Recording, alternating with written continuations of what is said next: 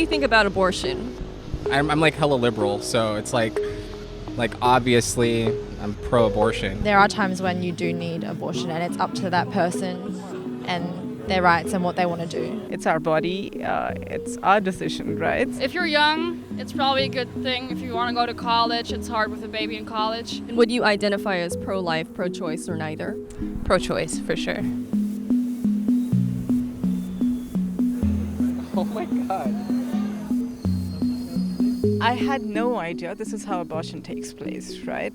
Looking at that video and the way it was performed, it's an eye-opener. So, no, I don't think any kid, any baby, any infant, any fetus should go through that. No. I mean, it seems just in general, anytime you have to kill something, it's inhumane. So are you saying this is a human life?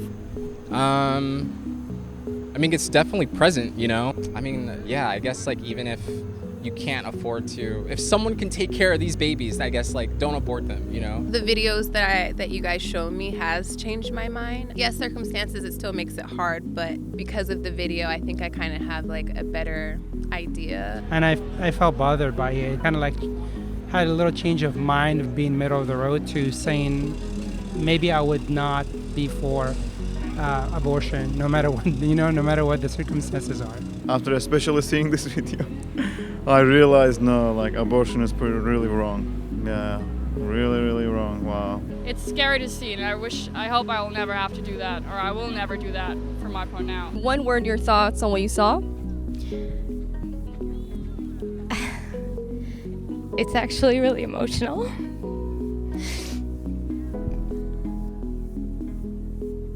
And I just think, I think that abortion is wrong in all cases.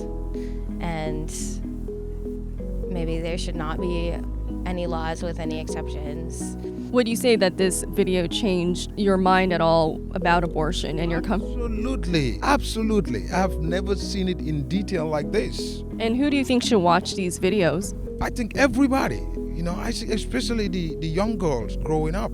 I will show this to my daughter, that this is how they abort children. Before a law is passed, I think they should include videos such as the video that he showed us. And I'm pretty sure that a lot of people would change their mind based on it. There's so many other options apart from abortion, and I know it sucks and like the consequences and how it happened and why you might want an abortion, but there's always another option, and you just got to suck it up because it's a life.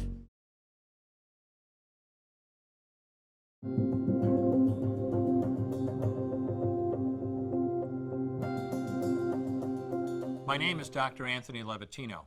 I'm a practicing obstetrician-gynecologist, and I've performed over 1,200 abortions. Today I'm going to describe a first trimester surgical abortion called suction D&C, dilatation and curettage.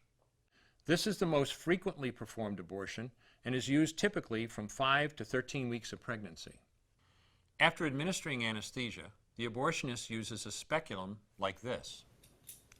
This is placed inside the vagina and opened using this screw on the side, allowing the abortionist to see the cervix, the entrance to the uterus. The cervix acts as a gate that stays closed for the duration of pregnancy, protecting the baby until it is ready for birth.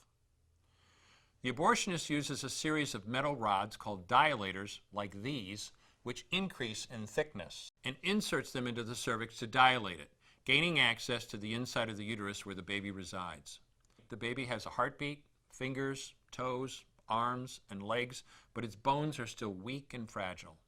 The abortionist takes a suction catheter like this one. This is a 14 French suction catheter. It's clear plastic, about 9 inches long, and it has a hole through the center. It is inserted through the cervix into the uterus. The suction machine is then turned on with a force 10 to 20 times more powerful than your household vacuum cleaner. The baby is rapidly torn apart by the force of the suction and squeezed through this tubing down into the suction machine, followed by the placenta. Though the uterus is mostly emptied at this point, one of the risks of a suction D&C is incomplete abortion, essentially pieces of the baby or placenta left behind. This can lead to infection or bleeding. In an attempt to prevent this, the abortionist uses a curette to scrape the lining of the uterus. A curette is basically a long-handled curved blade. Once the uterus is empty, the speculum is removed and the abortion is complete. The risks of suction DNC include perforation or laceration of the uterus or cervix, potentially damaging intestine, bladder, and nearby blood vessels, hemorrhage, infection, and in rare instances, even death. Future pregnancies are also at a greater risk for loss or premature delivery due to abortion-related trauma and injury to the cervix.